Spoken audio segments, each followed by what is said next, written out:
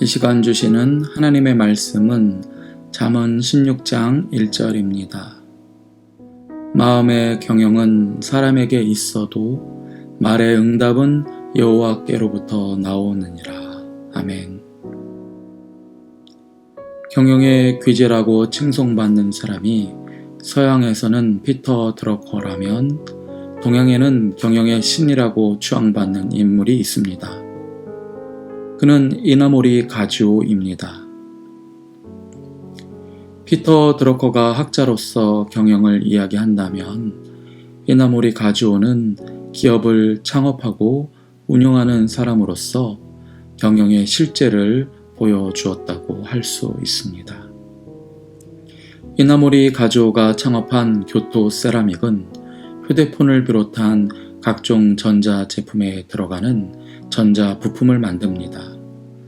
그 위상이 어느 정도냐 하면 교세라가 없으면 전 세계 전자제품 공장은 문을 닫아야 한다는 그런 말이 있을 정도입니다. 이나모리 가주오 회장의 경영 능력이 어느 정도인지 보여준 사건이 2010년에 일어납니다. 그해 일본 항공이 파산합니다. 가주오 회장은 파산한 항공사를 맡아서 13개월 만에 흑자를 이루고 곧이어 항공사 역사상 최고의 이익을 남깁니다. 과연 경영의 신이라는 별명이 어울릴 만하죠? 이런 분이 남긴 명언 중에 제가 좋아하는 말이 있습니다. 자신의 운명은 자신이 관리하라. 그렇지 않으면 누군가 당신의 운명을 정해버린다. 살아보니 그렇습니다. 내가 나 자신의 운명을 관리하지 않으면 남이 내 운명을 결정합니다. 그러니 빼앗기지 않으려면 자기 삶은 자기가 최선을 다해 관리할 일입니다. 여기까지만 들어봐도 소중한 명언인데요. 이나모리 회장은 이 명언의 끝에 다음의 말을 덧붙였습니다. 신께서 손을 뻗어 도와주고 싶을 정도로 일에 전념하라. 저는 이 말이 마음에 들었습니다. 인생에 전념하면 하나님께서 손을 뻗어 도와주고 싶어 하신다는 것입니다. 에디슨도 비슷한 말을 했습니다. 천재는 99%의 노력과 1%의 영감으로 이루어진다. 익숙하게 들어온 말입니다. 에디슨은 무슨 뜻으로 이런 말을 했을까요? 전에는 노력이 중요하다는 말로 들었습니다. 하늘에서 내리는 1%의 영감에 의지하지 말고 노력을 기울여라. 노력이 중요하다.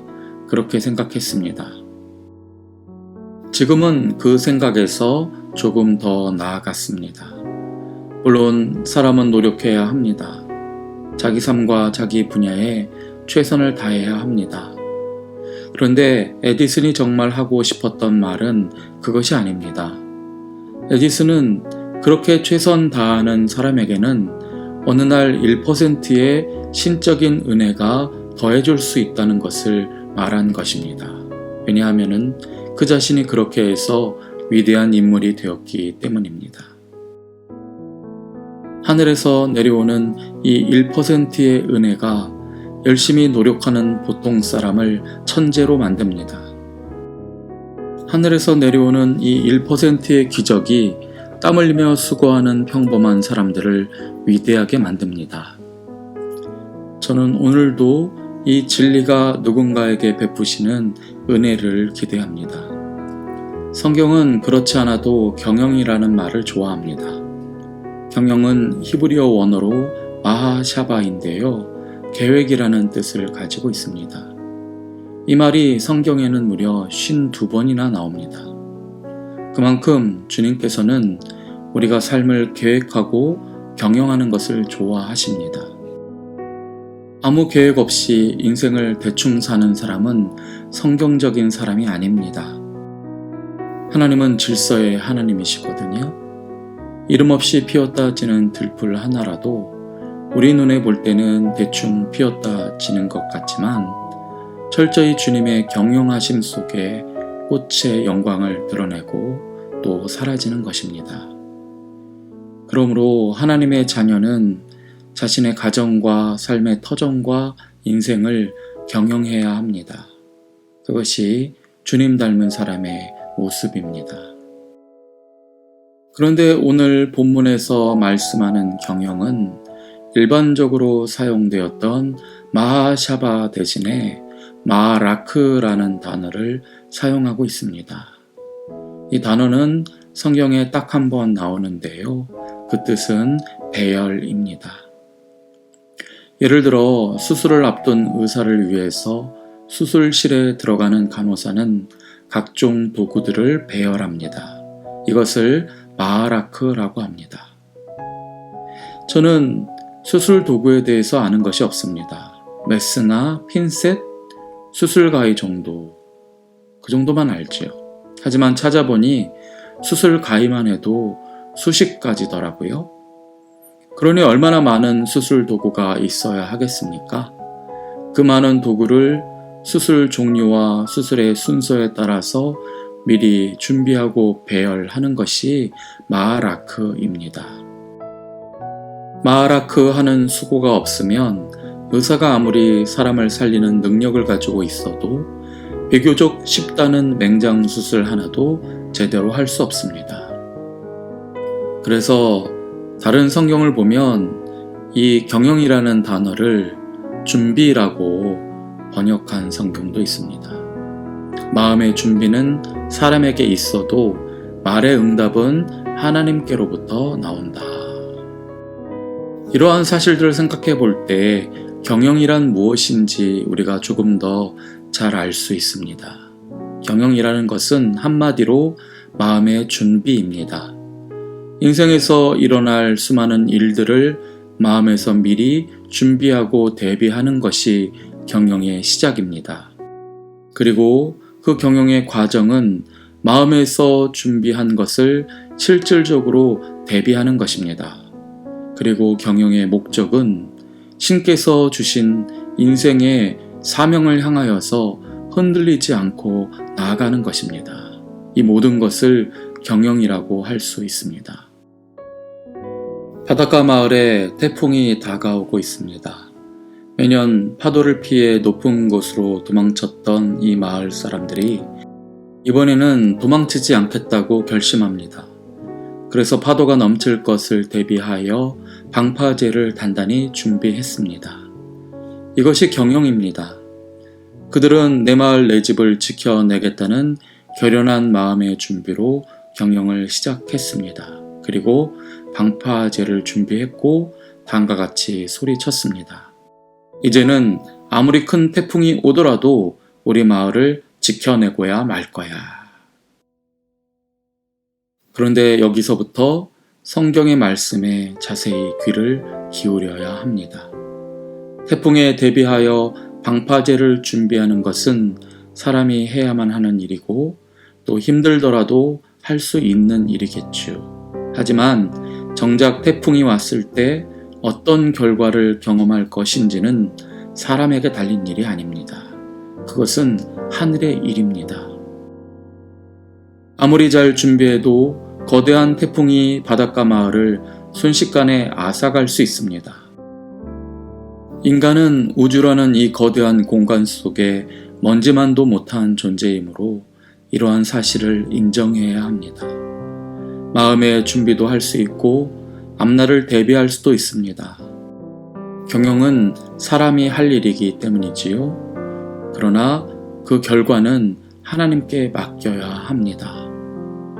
그러므로 성경은 마음의 준비는 사람에게 있어도 그가 한 말의 응답은 하나님께로부터 나온다고 말씀합니다. 인생을 살면서 일어날 모든 경우에 대해서 마음의 준비가 필요합니다. 그것은 철저할수록 좋습니다. 기쁜 일이든 슬픈 일이든 예상하는 일이든 예기치 못한 일이든 우리에게 주어진 시간과 물질, 재능과 기회를 우선순위에 따라 배열하고 경영해야 합니다. 하지만 그렇게 인생을 경영해도 결과까지 어찌할 수는 없습니다. 결과는 하나님께로부터 나오는 것이고 거기서부터는 주님께 맡겨야 합니다. 설교도 그렇더군요. 준비는 흡족하게 했는데 열심히 준비한 설교 원고를 가지고 강단에 올랐다가 냉랭한 반응으로 내려오는 경우가 얼마나 많았는지 모릅니다. 그나마 은혜를 끼쳤다고 생각되는 설교는 한 번도 제 계획대로 된 설교가 아니었습니다. 그런 때는 항상 소가 뒷걸음질로 쥐를 잡듯 했습니다. 저도 모르게 주께서 제 입술을 도구로 누군가의 마음에 은혜를 끼치신 것입니다. 그래서 한 번은 이런 생각을 했습니다. 설교자의 노력과 결과가 상관이 없다면 설교 준비를 대충 해도 되지 않을까? 그런데 대충 준비한 설교는 언제나 혹독한 결과를 낳았습니다. 결국 제 자신을 부끄럽게 만들 뿐이었습니다. 그러므로 우리는 무슨 일이든 주어진 일에 최선을 다해야 합니다. 왜냐하면 하늘에서 내려오는 신적인 은혜는 언제나 지상에서 최선의 노력을 기울인 사람이 준비한 그릇에만 담겨지기 때문입니다. 최근에 몇 번을 반복해서 본 영상이 하나 있습니다. 손흥민 선수가 여러 명의 수비들을 제치고 80m나 홀로 공을 몰아 골을 집어넣는 장면입니다. 관중들은 이 기막힌 장면에 놀라서 한참 동안 흥분을 가라앉히지 못했습니다. 도대체 이런 명장면은 어떻게 나오는 것일까요? 분명히 선수는 이 한순간을 위해서 수없이 많은 날을 땀 흘렸을 것입니다. 선수의 땀과 노력은 기본입니다. 그리고 이 땀 위에 어느 날 한순간에 기적이 내려온 것입니다. 그것은 인간의 99% 노력 위에 주어지는 1% 하늘의 은혜입니다. 그것을 하늘의 은혜라고 하는 이유는 그 광경을 본 수많은 관중들이 한참 동안 말할 수 없는 충격과 감동을 받았기 때문입니다. 인간은 99% 노력할 뿐인데 가끔은 그 위에 내리시는 1%의 은혜가 역사를 만드는 것입니다. 저는 하늘에서 내려오는 기적 같은 은혜를 좋아합니다. 이 은혜가 평범한 우리 삶에 내려오는 순간을 기대합니다. 그것이 아무리 힘들어도 아무리 보상 없는 날들이 계속되더라도 저로 하여금 최선을 다하게 만드는 동기가 됩니다. 주께서 주신 나의 삶에 최선을 다한다면 어느 날 하늘에서 1%의 영감을 내려주실 것을 저는 믿습니다. 좋으신 하나님께서 감히 기대하지 않았던 기적을 허락하실 것을 저는 믿습니다. 헉 하고 숨을 들이킬 만한 인생의 명장면을 만들어 주실 것을 저는 믿습니다. 그러므로 우리가 할 일은 최선 다해 인생을 경영하는 일입니다. 우리 주님은 큰 은혜로 응답하시려고 오늘도 땀 흘리는 저와 여러분을 지켜보십니다. 오늘 삶이라는 그라운드를 힘차게 달리며 하늘에서 내려오는 1%의 기적을 경험하는 저와 여러분이 되시기를 바랍니다. 아멘. 주님, 마음의 경영을 우리에게 맡기셨으니 남은 인생 하루하루를 최선 다해 살아가게 하옵소서. 땀 흘린 인생들에게는 크신 은혜로 응답하셔서 주께서 잊지 않으신다는 사실을 보여주옵소서. 삶에 기울이는 노력이 아무런 보상도 주지 않을 때 낙심 대신 한 번 더 주님께 무릎 꿇게 하시고 기도 후에는 새 힘을 얻게 하옵소서. 우리를 지켜보시는 예수님 이름으로 기도드립니다. 아멘.